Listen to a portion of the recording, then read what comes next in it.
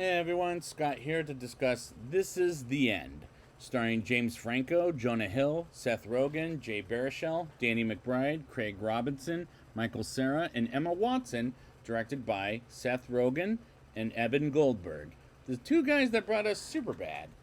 So, is this the movie that I remember back in theaters back in, what was it, 2013? Was it funny or was it dumb? Let's get into the movie and we'll talk about it. We open with Jay Baruchel getting to the airport and visiting Los Angeles with Seth Rogen there, while a couple of people recognizing Seth, and they're driving to Carl's Jr. to have some burgers and go to Seth's house. And he hasn't loved being in and Jay hasn't been loved being in Los Angeles before the visit.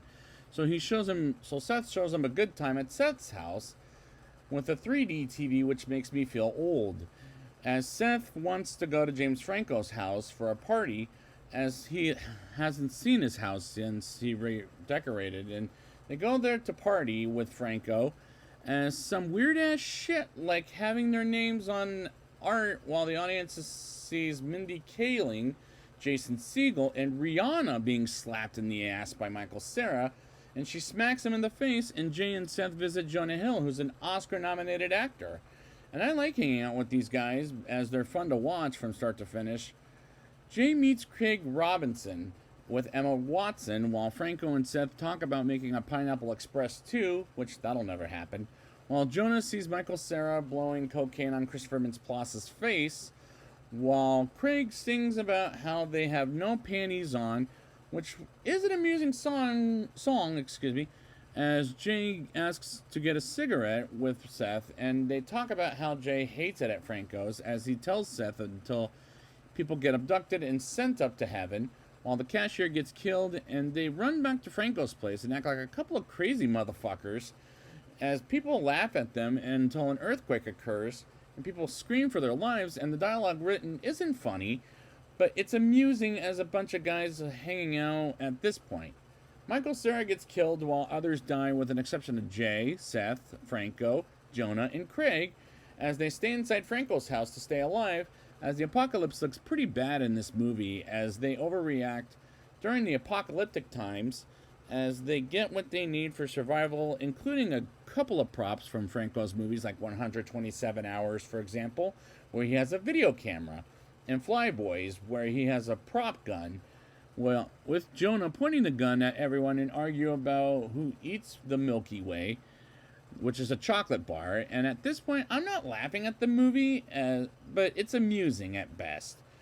But unfortunately, it's not funny to me, as Apocalypse is a serious situation, and making it into a joke, in my opinion, not funny to me.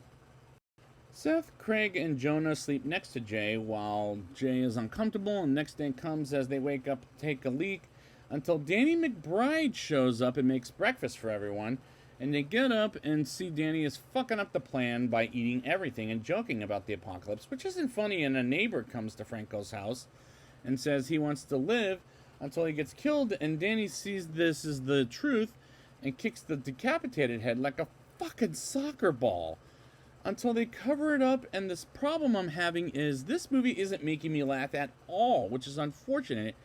And like I said before, I'm not a fan of the R-rated raunchy humor kind of bullshit, as it's the same motherfucking thing every single goddamn time. Franco gives Seth some weed to put in his pants as they smoke it together and dance to Psy's Gangnam Style, and make a Pineapple Express 2 trailer with Jonah playing Woody Harrelson, which is stupid to me. As Pineapple Express was fine, I'm not going to plan on reviewing that movie, but that movie I thought, in my opinion, was fine.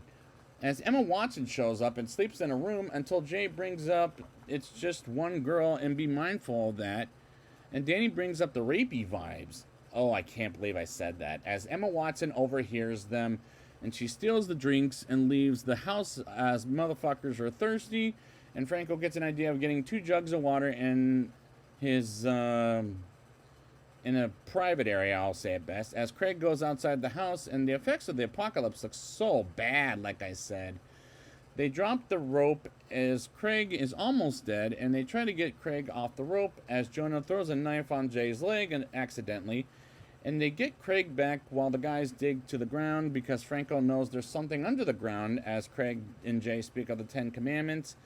As Danny overhears it and Franco and sees Danny jerked off in his porno magazine and argue about it, they do a hell of a lot of cumming, and by cumming I'm talking about cumming at each other, which is so fucking inappropriate in so many levels as Jay helps Seth during his shift and talk about his memories as they go underneath the floor and get the water. And why am I not liking this as much?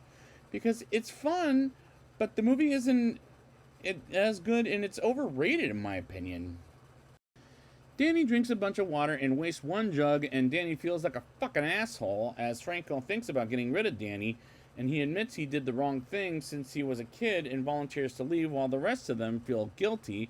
After he takes the gun, Danny does, and shoots everyone as Jay wants nothing to do with Los Angeles, and Seth as Jonah acts hypocritical to Jay as Jay punches Jonah, and Jonah prays to God to get rid of Jay from life as a demon crawls into Jonah's asshole and possesses him.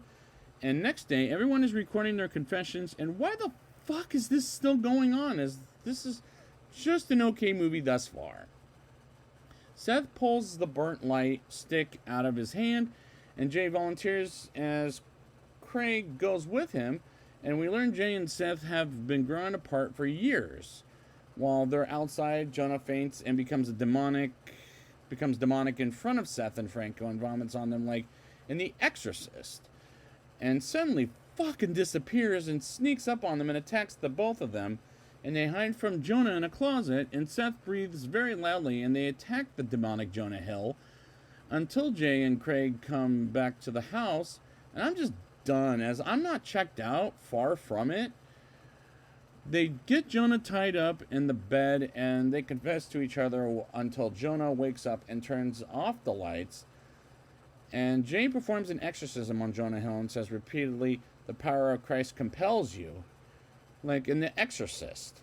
And Jay and Seth start hating on each other while they see Franco has more food in the pantry and the house goes on fire when Jonah goes on fire, and it looks kind of bad.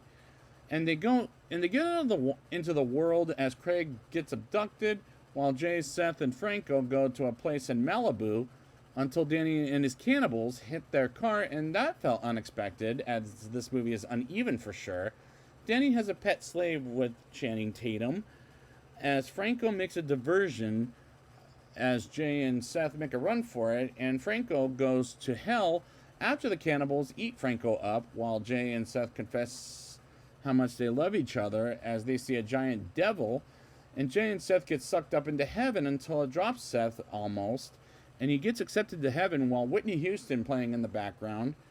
And they get to heaven with Craig as an angel and turns Jay and Seth into angels and do a lot of cool things, including reuniting the Backstreet Boys, and that was cool, but the climax was fine.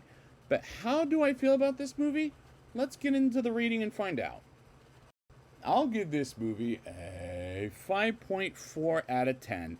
It's a little overrated, but I like the characters and I enjoy hanging out with them from start to finish.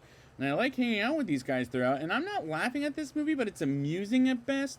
But unfortunately, it's not funny to me. And the apocalypse is a serious situation, and making it a joke is not funny to me.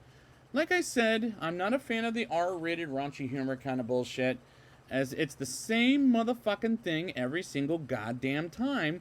And this came out the same weekend as Man of Steel. Don't ask me how I remember that, it's just a curse. As this is a little better than that film, and if you've seen my review, you'll know why. And the effects look so bad. It's a little too long, and I was okay with it, but at the end of the day, it was just an okay as a movie. But joking about the apocalypse is just not funny to me, as it's a serious situation as it goes on too long. But don't get me wrong, this is a weak recommendation for this movie. It's just unfortunately not as funny as I remember, as I moved on from movies like that in my life at the end of the day. It's fine, but it's not my favorite movie. But the only highlight is the reunion of the Backstreet Boys. I will say that much. That part was fun. So I'd like to thank you guys for joining me for this review. And until next time, Backstreet's back. Oh my!